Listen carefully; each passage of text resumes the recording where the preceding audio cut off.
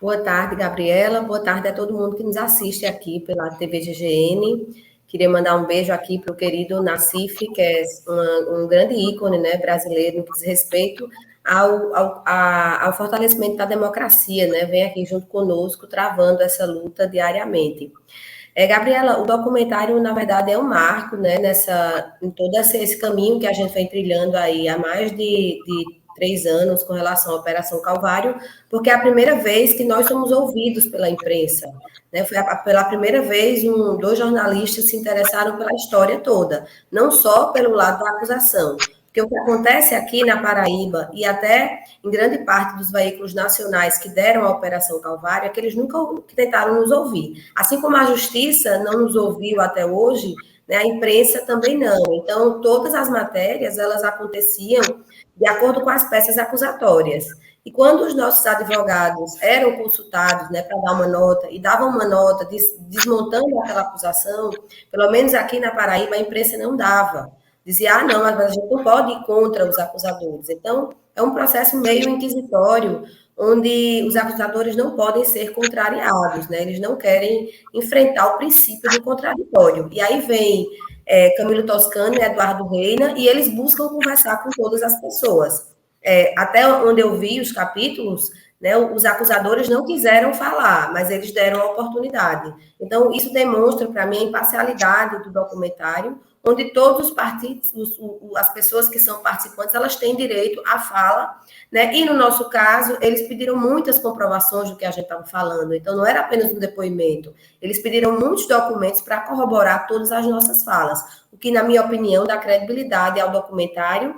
E o lavajatismo, Gabriela, é um tema que o Brasil precisa enfrentar. O lavajatismo não se iniciou com o ex-presidente Lula e nem se encerrou com as vitórias dele na justiça a partir da Operação Spoofing. Ele vem desde muito antes e ele é contaminado em vários estados do Brasil, quiçá no país inteiro, e aí a gente tem vários casos, inclusive noticiados pelo GGN, como foi o caso do reitor Cancelier, que chegou ao suicídio, né? E são vários outros casos pelo país inteiro de pessoas que foram presas preventivamente com o intuito de delatar, né? Com o intuito de fazer uma delação, de confessar qualquer crime e de incriminar alguém.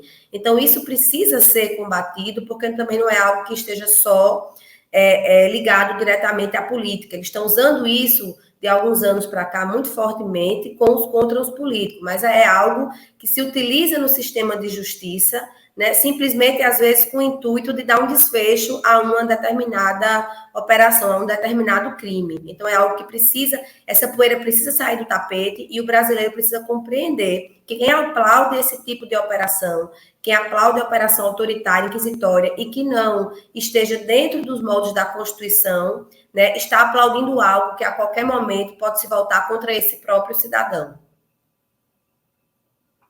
Perfeito. E em que pé que o processo está hoje da Operação Calvário e no que diz respeito ao Ricardo Coutinho?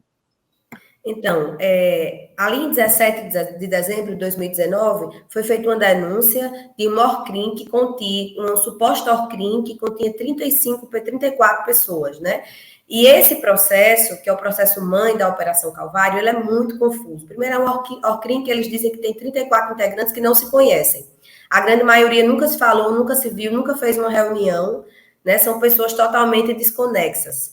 E aí eles fazem esta denúncia, pedem a prisão de 17 pessoas, o desembargador concede a prisão dessas 17 pessoas, mas 5 dias depois o STJ, ele diz que a prisão é irregular, ele não relaxa, ele faz o relaxamento de prisão, né? A peça do ministro é bem clara quando ele diz que a prisão do ex-governador Ricardo Coutinho, e naquele momento ele apreciou a outros 4 habeas corpus, são irregulares, são prisões que não têm contemporaneidade, são prisões embasadas em delação, apenas em delação premiada, e o ministro é claro a dizer que delação premiada não é por si só motivo de prova, né? Então as outras pessoas que ficaram presas tiveram que aguardar o recesso forense, depois elas foram soltas, também foram postas em liberdade, e aí a gente começa a ver uma quantidade de cautelares que são impostas a esses supostos réus, que é com o intuito de punir, né, de punir antecipadamente, porque ali acho que eles já viram que aquele processo não tinha força.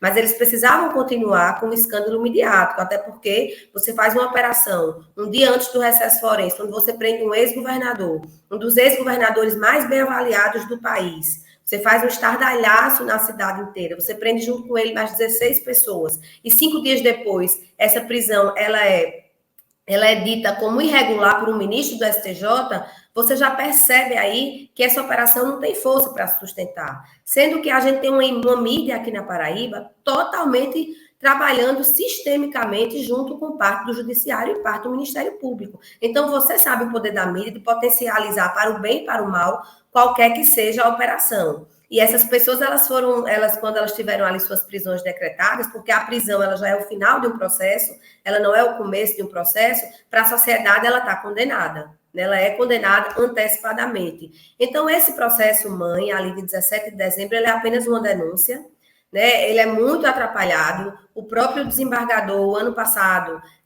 dividiu a denúncia, mandou alguns réus para a primeira instância e ficou com outros réus. Inclusive, ficou com o Ricardo Coutinho, sendo que Ricardo Coutinho não tem foro privilegiado, porque desde 2018 ele está sem mandato, mas ele fica com o Ricardo Coutinho lá no tribunal. Depois, agora esse ano, ele faz um movimento e consulta a Justiça Eleitoral, se a competência seria dele ou seria da Justiça Eleitoral, né? Ele consulta, mas afirmando que a competência é dele. Depois, em um segundo momento, mais atrapalhado ainda, a própria Justiça Eleitoral, ignorando os réus, ignorando todas as defesas que pedem para falar, pedem para ter direito à sustentação oral, faz em meia hora um julgamento de competência, né? O processo entra às 11 horas da manhã, para começar a ser julgado no início da tarde, e em menos de meia hora acontece um julgamento de um processo dessa monta com relação à competência. A gente está discutindo ainda a competência de uma denúncia, porque ela não foi aceita ainda. Então, para dar força a essa denúncia, eles picotaram essa denúncia em várias outras. Ricardo, por exemplo, é denunciado 13 vezes, e eu também sou denunciada. E no corpo da denúncia que é feito contra mim, diz apenas que eu sou esposa de Ricardo, eu nem sou qualificada como ré. Eu sou denunciada porque sou casada com ele. A época que ele era governador, eu não era casada com ele, eu era secretária de Finanças e de Empreendedorismo do Estado da Paraíba.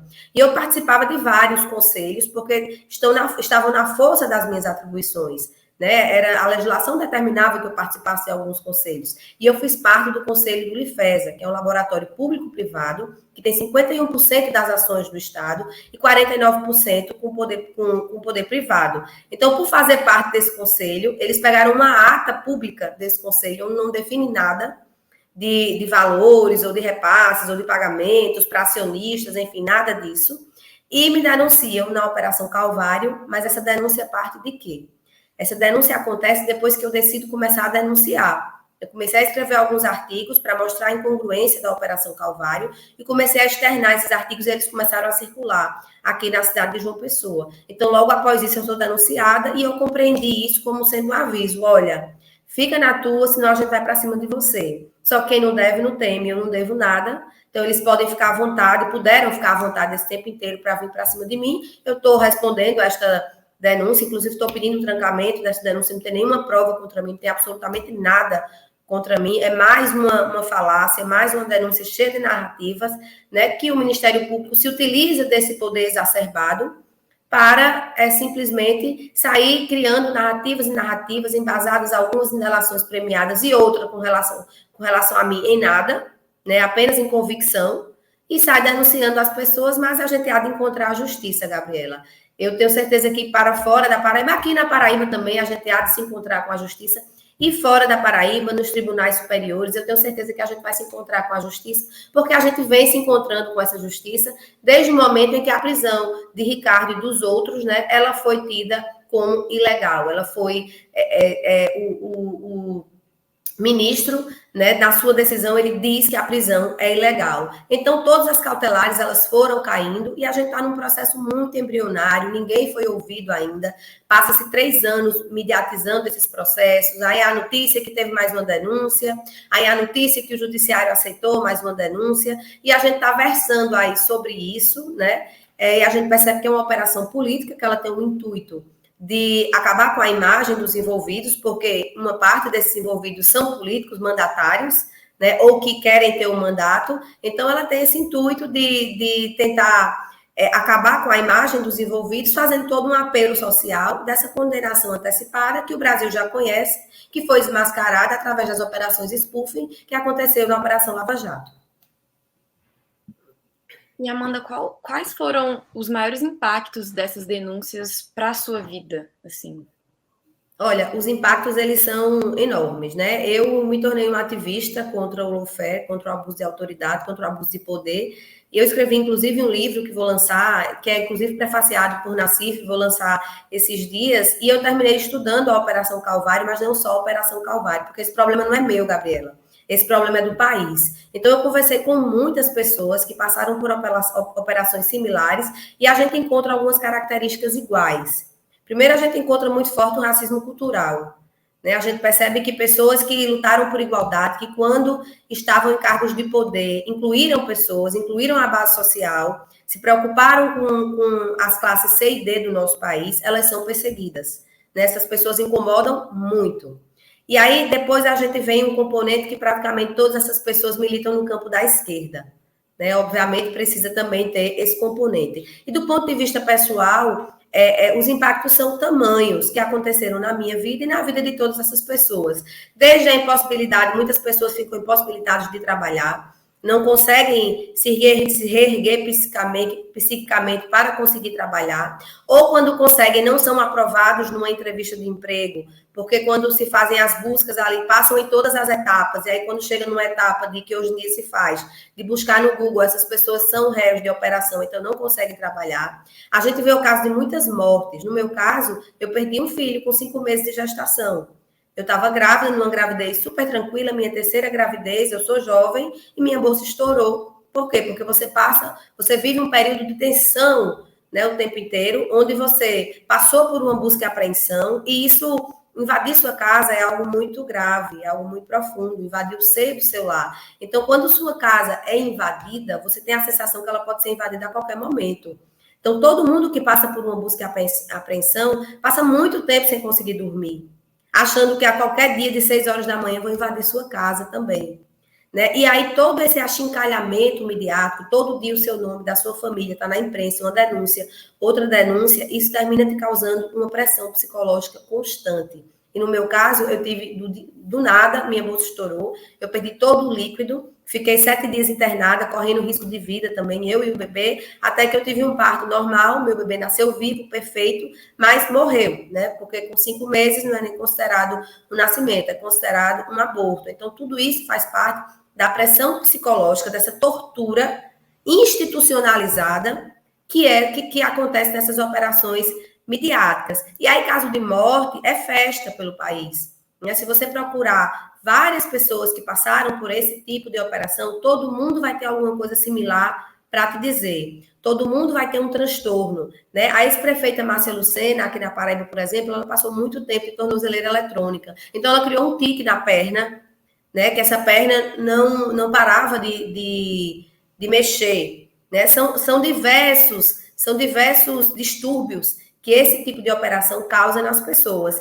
Desde por conta das cautelares, né? Por exemplo, a ex-prefeita Márcia Lucena passou 2 anos sem poder fazer um tratamento de câncer, sem poder fazer a revisão do câncer que ela tinha. Então, os impactos são tremendos, porque eles esquecem que a justiça tem um poder enorme e nós somos pessoas. Né? Nós somos pessoas comuns que não existe essa correlação de força. Nós não podemos brigar contra a justiça. Né? Nós temos que encontrar a justiça na justiça. Então, os danos são inúmeros, né? São danos. Tem pessoas que não conseguem mais trabalhar, tem pessoas que não conseguem mais ter um mínimo de uma sanidade mental, porque não é todo mundo que aguenta se ver na mídia 24 horas, ver sua família inteira na mídia 24 horas, existem ameaças às famílias das pessoas, então é um processo que fragiliza muito o ser humano e que eu considero ser similar à tortura que acontecia ali na ditadura. É uma coisa que eles fazem, né, utilizando sentenças e utilizando a mídia dia a dia. E depois desse processo todo que você narrou, vocês e outras pessoas envolvidas vão buscar algum tipo de reparação? Como que está essa questão hoje? Olha só, a gente sabe que isso no Brasil é meio que, na minha opinião, ainda uma falácia, né? A gente vê depois de tudo que o ex-presidente Lula passou, ele passou mais de 600 dias preso e agora ele consegue uma indenização de um valor irrisório, que, claro, é importante. Começa a mostrar que vai ter uma punição, começa a mostrar que vai ter uma punição. Mas ele consegue duas indenizações, uma por uma delação falsa, de 10 mil reais, e outra por aquele PowerPoint de Deltan Dallagnol, também uma condenação muito discreta, porque mais de 600 dias preso na sua vida, o que é isso? Você perder a sua vida por mais de 600 dias. Uma pessoa que já passou de 70 anos de idade. Então, isso repara, né? Então, assim, eu acredito muito, Gabriela, que a gente vai encontrar a justiça e a gente vai conseguir acabar com essa correlação de forças quando a PEC Lênio, Anastasia, ela for votada. Porque nessa PEC existe punição para quem se utilizar do poder da justiça para perseguir pessoas. Então, da mesma forma que um médico, um jornalista, um advogado, ele é punido se ele extrapolar os limites da sua profissão, o Ministério Público e o Judiciário, ele também tem que ser punido. Porque quem julga o Ministério Público e o Judiciário? Eles mesmos. Então, se não tiver uma legislação que coíba esse tipo de abuso, o Brasil continuará sendo refém de abusos. Né? E eu não estou dizendo aqui que as pessoas não devem ser investigadas, que as pessoas não devem ser processadas, devem sim. Inclusive, eu ocupei um cargo, um dos cargos mais importantes aqui do meu estado, e eu poderia sim responder 1, 2, 3 ou 1000 processos, desde que dentro do processo de direito, dentro do processo democrático de direito, desde que respeitando a Constituição. Né? Isso aí não tem nenhum problema. Agora, eu não posso ser condenada antecipadamente para depois responder a um processo. E eu não posso ficar achando, mas eu vou buscar uma reparação. Que reparação? Qual é a reparação para um filho que morreu? Você tem alguma reparação para isso? Você tem alguma reparação para eu ver meu filho nascer morto? Nascer e morrer? Você tem alguma reparação para 600 dias preso? Você tem alguma reparação para 2 anos de tornozeleira eletrônica? Você tem alguma reparação para a ex-prefeita Márcia Lucena, que não pôde cuidar do pai dela em seu leito de morte? Você tem a reparação para um rapaz que foi preso na Operação Calvário, que o pai morreu e teve um infarto e faleceu dias depois? Você tem a reparação para um jovem que passou 1 mês preso na Operação Calvário e o Ministério Público Federal depois disse que ele não tinha nada a ver com aquela operação. Ele era acusado de ser sócio oculto de um laboratório sem ter nenhuma prova para isso. Qual é a reparação para isso? Não existe reparação. A reparação, Gabriela, é não acontecer. A reparação é que não aconteça esse tipo de abuso no nosso país. Nem com político, nem com preto, nem com pobre, nem com rico, com ninguém, com nenhuma pessoa. Eu luto por isso. Eu luto para que a justiça seja utilizada da forma correta. Para que a justiça abra processo, investigue sim, mas faça isso da forma correta. Não buscando uma condenação a qualquer custo. Não pintando o alvo antes e depois aí você coloca a flecha, porque o alvo já está decidido. Se o alvo é Gabriela, eu vou perseguir Gabriela de todas as formas que eu posso perseguir Gabriela até eu pegar a Gabriela. Então, isso é o que não pode acontecer mais no nosso país. E a nossa luta, a minha luta, é por isso. Não é por Amanda, não é por Ricardo, não é pelos envolvidos na Operação Calvário, é algo muito maior que a gente precisa observar, porque eu conheço companheiros que estão lutando contra isso há 15 anos. Que tiveram sua vida, suas famílias totalmente devastadas. Né? E eu tenho certeza que o próprio judiciário, que não consegue, que não aguenta ser contestado, perceba na imprensa, quando o Deltan Dallagnol é contestado, o nível de histeria que ele fica. Ele é contestado. Ninguém invadiu a casa dele, ninguém prendeu ele, ninguém fez nada disso com ele. E ele fica num nível de histeria fora do normal. Né? Então, eles não conseguem nem ser contestados. E nós temos que aguentar ser condenados antecipadamente e, na opinião deles, nós temos que aceitar e ficar calados. Porque, pasme, Gabriela, aqui na Paraíba, na Operação Calvário, mais de 10 juízes já se averbaram suspeitos para julgar determinadas causas contra o ex-governador Ricardo Coutinho. E o chefe do GAECO, ele faz uma fala dizendo que os juízes estão se averbando suspeitos por conta da agressividade do réu, da agressividade verbal do réu. Veja, você é acusado de tudo e você tem que ficar calado. Você não pode contestar, você não pode se defender porque você está sendo agressivo. Agora, a justiça, parte do Ministério Público, parte do Judiciário, pode te acusar e te condenar, te fazer uma audiência de custódia televisionada e ela não está sendo agressiva com você, ela está cumprindo o papel dela. né? Você acha que tem alguma normalidade no processo que acontece dessa forma? Então, é isso que acontece hoje na Paraíba e é isso que acontece no país inteiro, infelizmente. Vamos lá. Uma outra pergunta que eu tinha preparado, mas eu acho que você já respondeu nessa sua última resposta sobre a questão da reparação, era o que você advogaria hoje, qual que é a sua maior... a luta que você está travando hoje para que essa realidade mude no Brasil. Eu vi que você comentou que essa questão é uma coisa que a gente tem que olhar para isso, que não é muito pautada na mídia. Mesmo no processo do ex-presidente Lula, a gente vê hoje que ainda as pessoas não estão entendendo muito isso. A maioria dos brasileiros ainda acham que ele foi condenado justamente, enfim. E o que você hoje diria e advoga para que essa realidade mude? Gabriela, é o seguinte, existe uma confusão de informação no Brasil muito grande.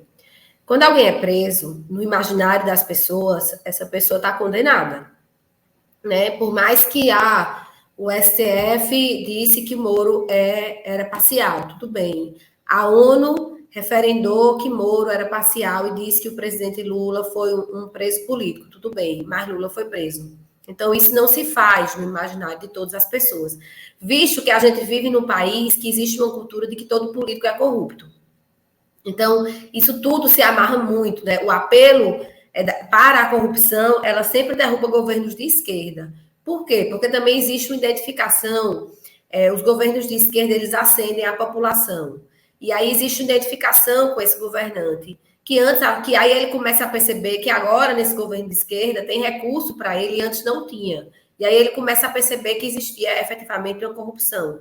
Quando esse cara de esquerda, né, que possibilitou com que ele tivesse universidade, que ele tivesse poder de compra, que ele andasse de avião, é também acusado de corrupção e acusações midiáticas, utilizando a mídia com esse descontrole total, e ainda mais os grupos de WhatsApp que existem hoje em dia. Então, isso mexe com o imaginário das pessoas. E a gente sabe que as notícias ruins, elas se proliferam muito mais que as boas notícias, né? Então assim, por mais que você seja inocentado, essa mácula não sai assim das pessoas, né? Por quê? Porque aconteceu o que se acontece com quem é culpado, você é preso. Mas a prisão foi revertida.